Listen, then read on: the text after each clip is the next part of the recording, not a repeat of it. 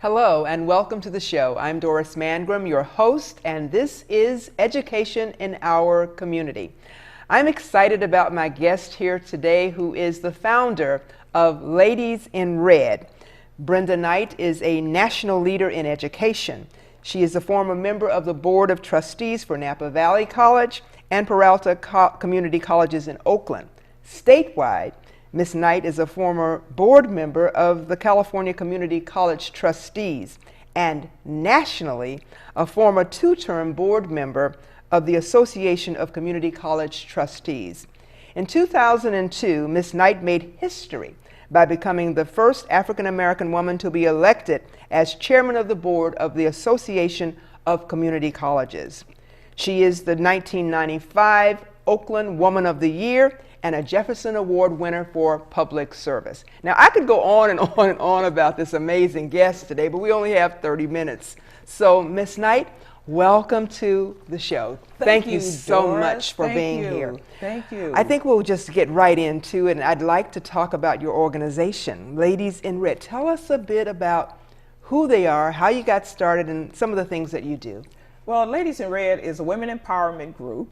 We've been around for 23 years. Can you believe that? Wow. I can't believe that because we're African American women. Mm-hmm. And I hear from my other sister friends, you guys just do so much and you guys are so down to earth. Mm-hmm. We don't bicker, we don't fuss, we don't fight. Mm-hmm. And it's just a fantastic group of women that we provide motivation, education, and inspiration as our tools to live and love life. Okay, so I love it, but what was it that made you want to do this? Did something just happen one day? You said, I'm going to start my Ladies in Red organization. What was it that made you interested in making this happen? When I was in Oakland, I ran for office. Okay. I was a baseball coach. I had 3 sons. Okay. And baseball was the sport that I understood because it was a slow pace. And the Peralta Community College District was getting ready to take the field away from the students. And it was the football and the baseball field. And I said, well, no, I don't think so. I need my guys to be there because sports was the motivator for the young men, for the African-American male. Sports can hold them down to make those grades to do what they need to do. And because they were getting ready to take the field away, I knew I had to do something. And so I ran for office. I won with a 2.1 vote margin against the president of the board. Wow. And the ladies who helped me get elected, we did a grassroots effort because we had all the kids in Oakland playing Babe Ruth baseball. So I just wanted to thank them. And Doris, get this. I said, ladies, when you come out, can you wear my favorite color? Which was red. Okay. And they did. And we had so much fun just laughing and talking. Mm-hmm. And I thanked them. The following year, I didn't see them, because now I was in the political arena and I didn't realize just being on the college board would take up so much of my time. And one day I sat and I said, I need my Ladies in Red. I called them all back up and I said, hey, I need you. And they all came together the second year. That year I told them, no matter where I am, what I'm doing, the first Saturday of every February will be our time together so that we can laugh and talk and just let our hair down and forget about those things that we have to do because we are mothers, we're wives, we're taking care of our children, we're taking care of our grandchildren, we're taking care of our great-grandchildren. We need a timeout. And that's how I got started. And after that, it took on a life of its own. And 23 years. 23 years you're later. Still here. Yes.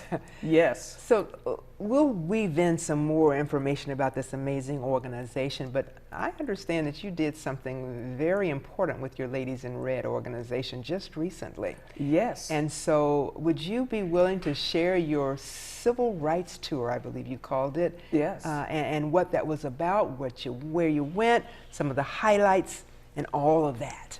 We recently, in August, the month of August, we took a tour to Alabama. And because I am an educator, I be looking for ways to let people see why we need to do the things we need to do. Mm-hmm. And with the climate like it is now, voting is so important. Yes. So I needed to take people back to where it started, which was in Alabama. Yes. So I took them to Birmingham. I took them to Montgomery and to Selma. And we had an opportunity as well to march that bridge. That was so important because the original march was for our right to vote. Yes. And I think what happens is that we don't talk about that enough. And while we were there, we actually got a chance to meet history makers. We met with a woman who was at the 16th Avenue Church where the young ladies were killed by the bombing. We met with one of the ladies, Joanne Bland, who was on the Bloody Sunday bridge on that day. So we met a lot of history makers while we were there. We also got a chance to go to the Peace and Justice Museum that Brian Stevenson done to remind us of what our people have gone through as far as lynching is concerned. Because technically, we're still being lynched, just in a different way. Yes, we are. And when you look then at the reasons that people were taken out and taken down, it's just amazing. And so with that tour, so many of us came back motivated and wanting to do something. And out of that came our own voter registration campaign. Wow. And what we're targeting is young people, because that's who our organization are constantly involved with. And it's a simple campaign, simple. Mama said, vote. Okay. Because all of us in that group are somebody's mother. Exactly. And so we are targeting our generation. We're targeting our sons and our daughters, but we also are targeting our grandchildren and our great-grandchildren. And so we want to get them and tell them the story about what we learned while we were in the South, in Alabama, where it started. And if more people were to go to Montgomery and Selma and Birmingham, it is no way they would not vote, because they would see how people were beaten. They would see how they suffered. They would see how they fought just for us to have our right to vote. Exactly. You know, I'm so excited to hear you say that. You know, we're in this land. I think it was just recently that we had the National Voter Registration Day.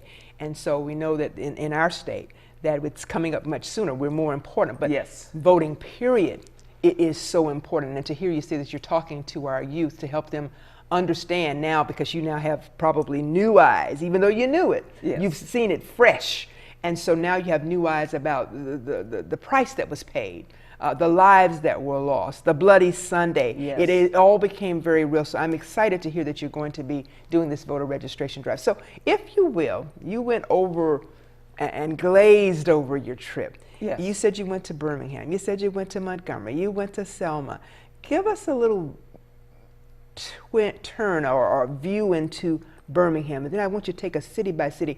And what I'd like you to do is to tell our audience what was the thing that was most impressionable to you in each one of those. Not maybe every stop, yes, but what do you remember in Montgomery that you go, wow, I knew it, but now I know it. Right.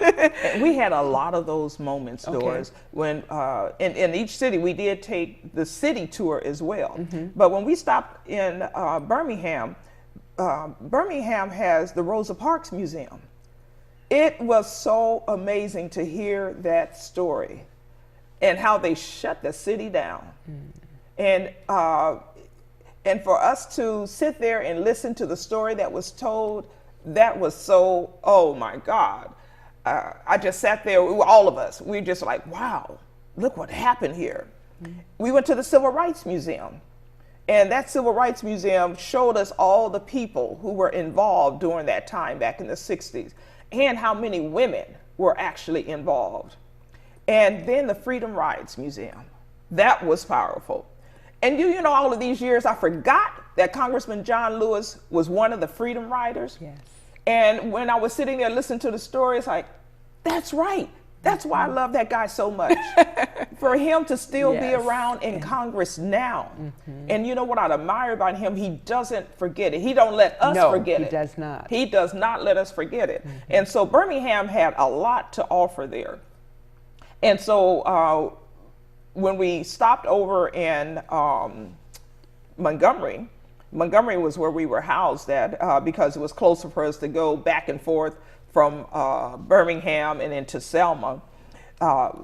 They had the Civil Rights Institute there. Mm-hmm. That was also dynamic. And you have to take time to walk through a museum Yes. in an institute to find and read and listen to everything that occurred. It was so powerful. This is where we met Carolyn McKinstry. She was one of the ladies at the 16th Avenue Baptist Church. And so it was quite touching to hear her story. We visited a church that I took my ladies to while we were in Birmingham, which was the historical Bethel Baptist Church. And we had a chance to interact with so many history makers. What happened at the Bethel Church? That's not the one where... That's not, no, 16th Street is where the children were. children. Let me Yes. tell you about Bethel, why I Okay. took them there. Yes. There's a minister Okay. by the name of Reverend Fred Shuttlesworth. Oh, yes. He and Dr. King were, I call it partners in crime during the civil rights time. And do you know that the Birmingham airport is named after him? Wow. It is the Birmingham Shuttlesworth Airport. Nice. And that's why I took my ladies there, because they asked me, well, why we didn't spend time at the 16th Street Church?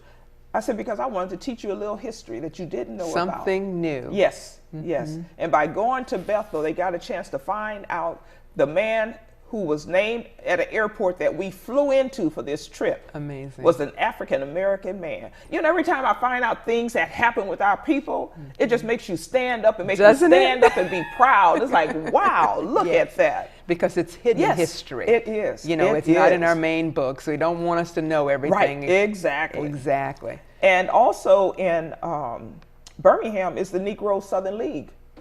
And I'm a baseball person. That's so right, the you Negro shared Southern that. League Museum was there. And you saw all the players who played in the Negro League in baseball. That was so fantastic. Okay. When we got into Montgomery, the Peace and Justice and the Legacy Museum that Brian Stevenson did, it was just phenomenal. Dana King has a piece there, and it was fantastic.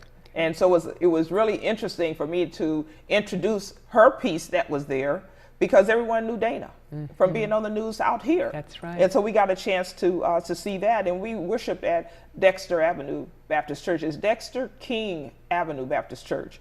And that's the past where Martin Luther King was the pastor.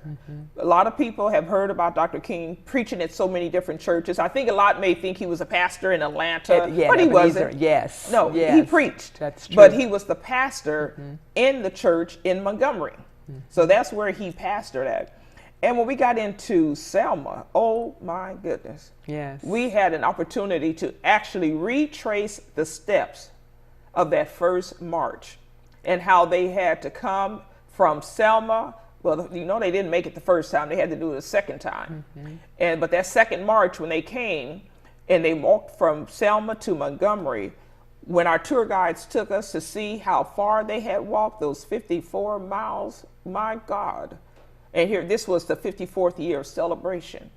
And so when you see how far they had to go to make a point, and then our people sit back and say, I'm not going to vote. My vote won't matter. My vote does not count. Yes, it does. I often think, what if everybody who uttered that line, my vote doesn't count, would vote? Particularly with this redistricting. Yes. Where, you yes. know, one vote really could be Yes. the difference Yes. in what the outcome is. And we need to change the mindset Yes, of absolutely. our people, because they have brought into this, I don't even think we started that kind of thing. It's no way, because voting is so important to us. And it's not about me sitting down and telling you, you should vote for this person. No, no, no. You should vote. I never advise and say who you should vote for. And when people ask, well, who do you advise? I say, well, with this presidential election coming up, we're going to let the Democratic Party settle on that. And then we're going to go out and support. But what you need to do is vote. I don't care. That's how I came up with the mama said. Because children who respect their parents, if mama say, It's a you're done going to deal. do it. Absolutely. There's no question. No, so, you know, I decided to go into a little simpler route where we can reach out to the kids who understand, because I'm going to tell you, I don't care how terrible a child may be or what they get into, they respect the mothers. I don't care what nationality of people, they respect their mothers. And when their mothers speak, they listen. They listen. They may come up against the fathers, but you don't see them coming up against their mothers. And so that's why I wanted to keep it simple, keep it fun. And my son and I were talking about it, and he said to me, well, you know what, Mom, we've been voting because you say you made us. You know. It wasn't optional. Yeah, we didn't have a choice. And I said, oh, so it's just that Mama said, huh? He said, yeah, that's what it is. And I said, oh, we got it. We got this. We got it. Yes. So let's do this. Well, you know what? When I'm listening to you, Miss Knight, it feels like I'm actually on the tour with you. I've had the opportunity of going to some of those places and have, Yes. so I saw myself walking again through Yes. the park. That's outside of the Civil Rights Museum in Birmingham. I saw myself at 16th Street Church. Yes. I saw myself in the museum, and realizing it brings for me goosebumps. It does. It does. Because even though we know and we say we know and we believe, it helps us when we return to the Right. places and we see the markers that walk Right. you through the history in 2 or 3 paragraphs and brings it to life for you. It is a different commitment that you have to bring about change. Yes. When you've gone and revisited. So I applaud you and your organization for doing this. And now that you're going to take this extra step of the voter registration. But I wanted to go to a picture that I saw, and we're going to run it on our credits at the end of the show, of you and your organization of ladies standing on that Edmund Pettus Bridge to take the group picture. That was an experience. Let me tell you what happened. As we were preparing to go on, and the policemen were shutting down everything. We were all walking to get in place to start walking the bridge. As soon as we all lined up, it began to rain. Wow. The thunder, the lightning, the wind was blowing, and we all looked at each other and we said, what is this? I said, that's our ancestors telling us, thank you for remembering. Thank you for coming to take this march again. Thank you for trying to get and have our people understand what it is they must do. And before we marched, we met at Brown Chapel AME Church. Now, Brown Chapel AME Church was the church where they used to meet all the time back in the 60s before preparing to go do the march. And when it came down to the march, they met at the Brown Chapel AME Church, and then they went over to do the walk at the Edmund Pettus Bridge. Wow. And we met and we did the exact same thing. Wow. And it was so powerful. And do you know when we were done? It stopped. The rain, the wind. And we got back on our bus and head back to trace the steps. You know, it's so amazing that you said it, because what's coming to my mind, I remember when Dr. King passed, well, not passed, was assassinated. I was sitting in class and the clouds got dark. It looked like, I mean, it was in the time for a young person's thing. Yes. And so it reminds me of that. And so when you're doing something significant, you already were going to remember in the first place, Right. but now on top of it, you have this rain and the storm Yes. that comes out of nowhere, but then magically feels like magically Yes. goes away as you're leaving, to even give it more of a punctuation mark. And we in had your people life. who were on walkers and canes. And do you know they stood up straight and walked? And when we looked at the bridge, some people were saying, oh, we're going to be able to walk the entire bridge. When that rain came down, we didn't run. We still continued to walk because we were taken in and feeling the emotion of what had happened while the others were walking before. Yes. For me, I went all the way back to the first march for Bloody Sunday and how they were beaten. And I was wondering, what would I have done? Could I have Yes. taken that? Yes. And we had already had a presentation by Joanne Bland, who had went into prison, not prison, but to jail so many times, and how many times she had been beaten. And I'm saying, she's my age. Could I have done that? Would I still be here to tell that story? But this entire trip, the entire trip was so powerful and emotional. It's no way you could go to take a civil rights tour and not come back changed. And that's what's happened to all 124 of my ladies in red who went. Wow. And all I asked them is get 20 people for 2020 registered to vote. And they said, that's fine, but I'm gonna try to do more than that. I love it. Yes. Absolutely love it. Yes. We've been touched by that trip. And man, I'm still in the clouds over it. Well, now this is, I mean, for me, like I said, it's just been an amazing retrace of some of the steps that I've taken in the past. But now this trip is just one of many. What are some of the other significant things that your organization, in terms of trips or even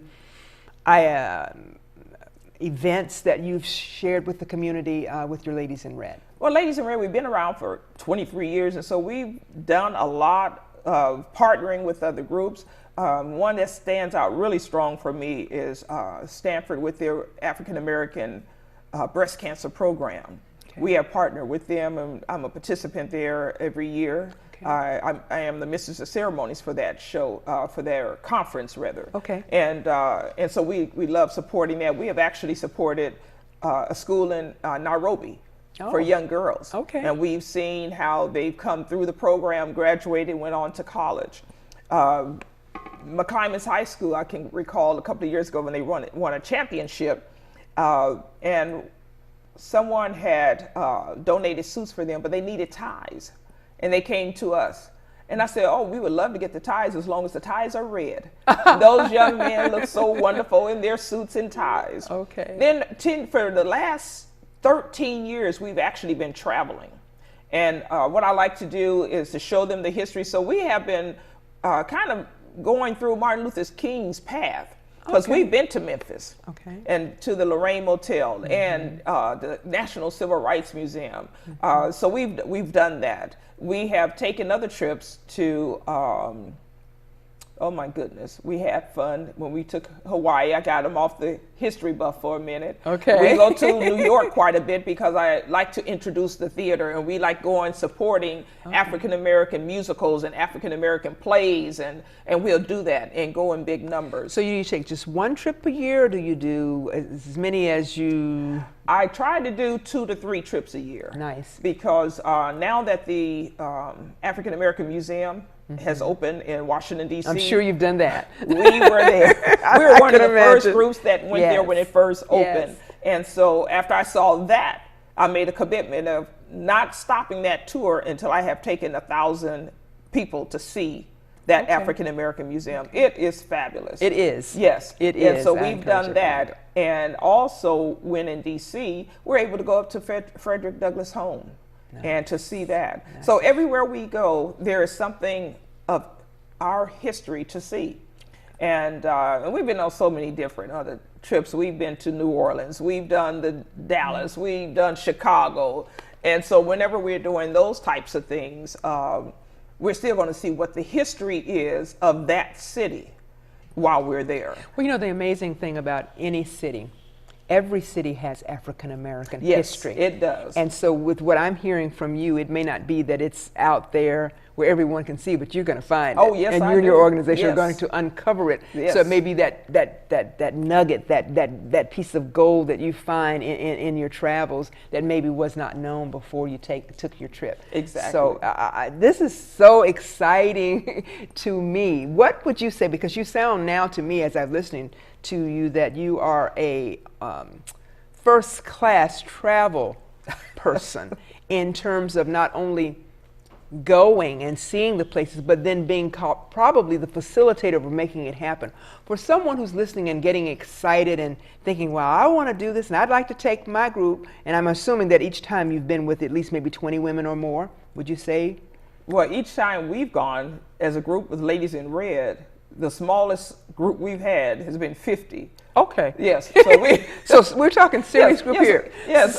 So what I want to find out from you, do you have any, we're coming to the end of our time, believe it or not, but some quick tips maybe for people who are thinking of taking a group. What are maybe 3 things that you can think of that they need to know, or maybe 2 that they need to know that you better make sure you do this, or this to make sure you have a successful Well, trip? what they really need to do is first plan. What is it that you're really going to Okay. What are you going to do what do you want to do when you get there? Yes. Because a lot of people just go, and then when they get there, they decide, well, we want to see this one. No, know what you want to do and get it planned out. Make some phone calls. And I always tell people, think about the highest thing that you might want to do and make a phone call, and then work your way down. Don't start at the lower end. Yes. And so, and plan that trip to make it unforgettable.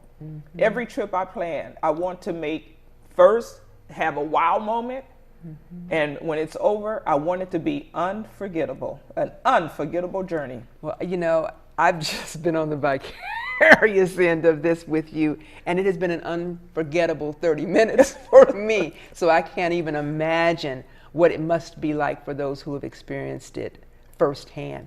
What's next for Ladies in Red? What do you got coming down the pike?